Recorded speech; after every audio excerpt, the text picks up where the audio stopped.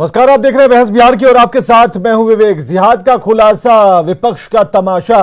हमारे साथ मेहमानों की पूरी फौज यहां पर जुटी हुई है जो कि पॉलिटिकल पार्टी से। और सबसे बड़ी बात कि इस वक्त, चलिए परिचय आपका करा ही देते हैं। संतोष पाठक के प्रवक्ता बीजेपी से, शक्ति सिंह यादव जी प्रवक्ता आरजेडी से, ज्ञान रंजन जी प्रवक्ता कांग्रेस से, डॉक्टर संजय कुमार वरिष्ठ पत्रकार के तौर पर हमारे साथ इस कार्यक्रम में मौजूद है। सबका एक साथ बहुत बहुत स्वागत करना चाहेंगे।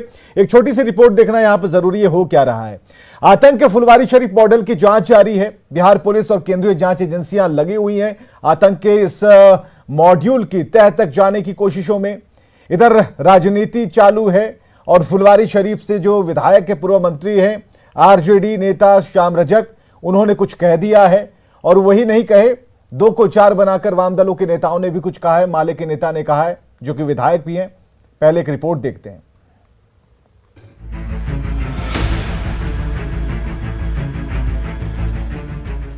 फुलवारी शरीफ से पूर्णिया तक आतंक का गला काट मॉड्यूल षड्यंत्र के राज खोले जा रहा है। लेकिन राजनीति का गला जब भी खुलता है, अपने सिर्फ फायदे के लिए ही खुलता है। बिहार पुलिस और केंद्रीय जांच एजेंसियां आतंक के पन्नों को खोल रही हैं, तो बिहार की दो विपक्षी पार्टियां एक से बढ़कर एक बयान दिए जा रही है। पहला बयान आरजेडी नेता श्याम रजक ने दिया और इस्लामिक भारत बनाने वालों के बदले हिंदू आतंकवाद का सवाल उठा दिया। तो मैं साफ कर रहा हूं कि जिस तरह आज एक वर्ग का, या साफ कहिए कि इस्लामिक आतंकवाद की बात कही जा रही है, तो दूसरी तरफ हिंदू आतंकवाद का भी मामला है। और ये दोनों देश के लिए खतरा है, एक नहीं, दोनों देश के लिए खतरा है। मैं बार बार कहता हूं कि जब लोगों का दिल टूटेगा तो देश टूटेगा। श्याम रजक देश के दिल की बात कम, अपने दिल की बात ज्यादा करते दिखे। बात देश टूटने और तोड़ने वालों से दिल लगाने जैसी थी। बीजेपी फोबिया से जूझ रहा विपक्ष हिंदू और आतंकवाद को जोड़कर तरह तरह के बयान दिए जा रहा है, तो विपक्ष का एक और धड़ा माले ने दो कदम बढ़कर चार शब्द और जोड़ दिए। हिंदू राष्ट्र कहने वालों को ही अपराधी करार दिया। एक कहता है कि हम हिंदू राष्ट्र बनाएंगे, नारा लगा रहा है।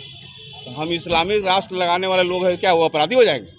अगर वो अपराधी है इस्लामिक राष्ट्र लगाने वाला, तो हिंदू राष्ट्र भी लगाने वाला अपराधी है। केवल राजनीति चमकाने और हमदर्द बताने के लिए दिए गए बयानों से तय है कि दिल टूटेगा, और उनका दिल टूटेगा जो देश से प्यार करते हैं, आतंक का खात्मा देखना चाहते हैं, क्योंकि राष्ट्र से बढ़कर कुछ नहीं है। Bureau report, news 18।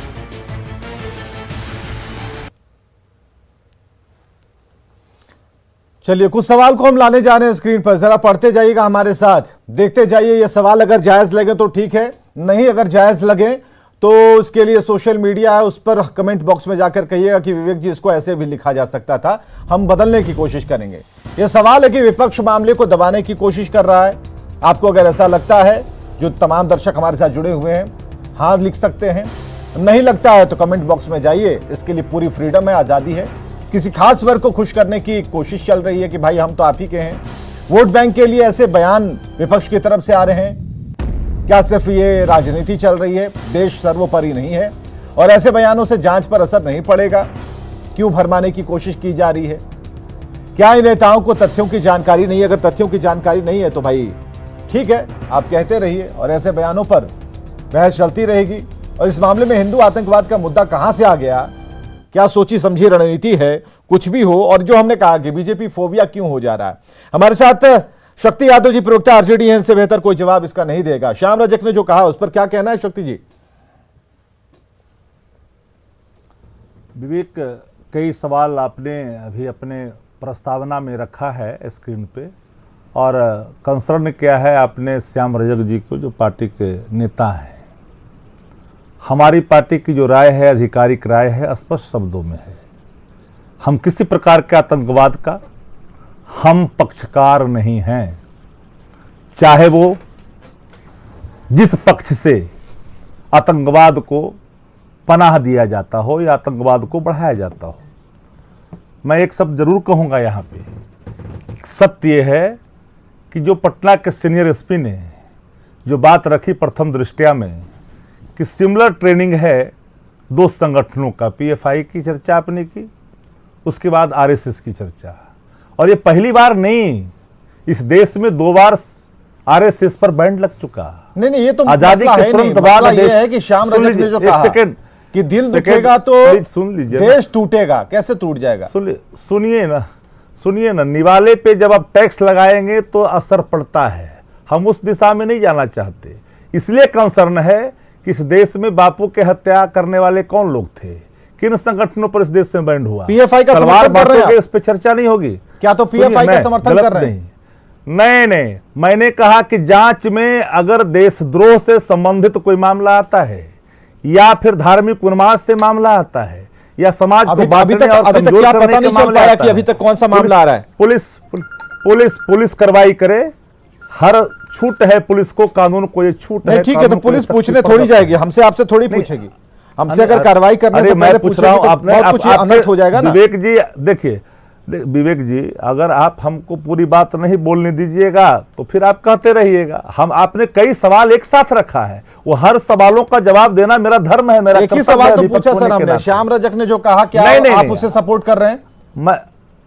आप केंद्र बिंदु मत बनाइए सवालों को। जितनी नहीं, चीजें आपने बिंदु नहीं बना रहे हैं, हम बस एक हम बिंदु पूछ रहे हैं, नहीं, क्या श्याम रजक ने जो नहीं, कहा आप मैं- उसे सपोर्ट कर रहे हैं?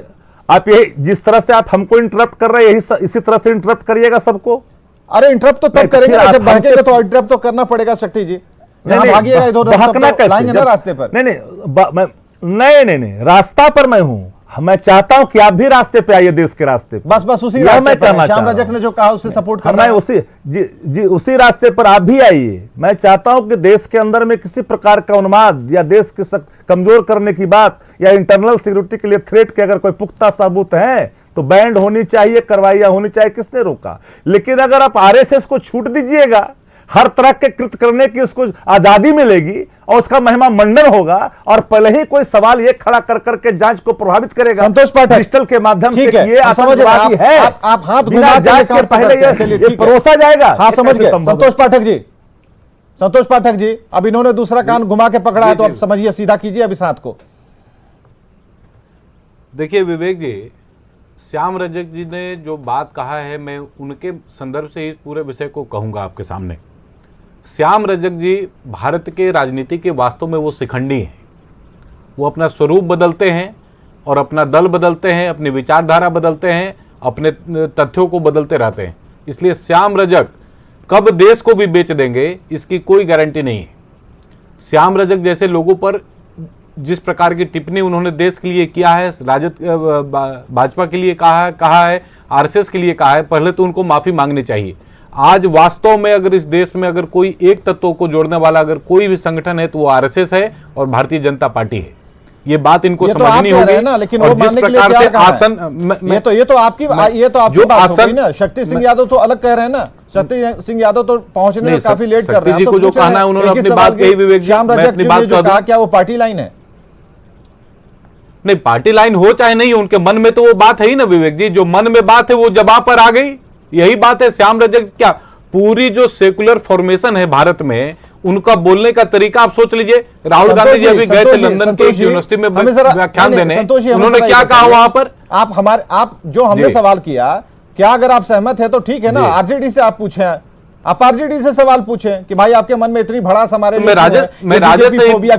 मैं राजद और सभी सेकुलर दलों से सिर्फ एक सवाल पूछना चाहता हूं विवेक जी। रामधारी सिंह दिनकर जी ने अपनी किताब में बहुत पहले एक बात लिखी थी, बहुत पहले 1952 में ही एक किताब लिखा था, और उसमें उन्होंने इसी गजवाए हिंद के बारे में उन्होंने चर्चा की थी। और आज 1952 में लिखी हुई किताब आज पीएफआई के पैम्फलेट में देश के सामने आ गई है। जो आसन्न खतरे हैं भारत के जो सेकुलर दल हैं, सवाल वो इस आसन्न खतरे से देश को गुमराह करने का प्रयास कर रहे हैं। तो आरजेडी से पूछिए, समय नहीं, समय की काफी कमी होती है। शक्ति सिंह यादव जी, सिर्फ 3 सवाल है। देखिए अभी लाइए शक्ति सिंह यादव जी को लाइए भाई, संतोष पाठक जी के साथ स्क्रीन पर। शब्दों में कहना चाहता हूं विवेक जी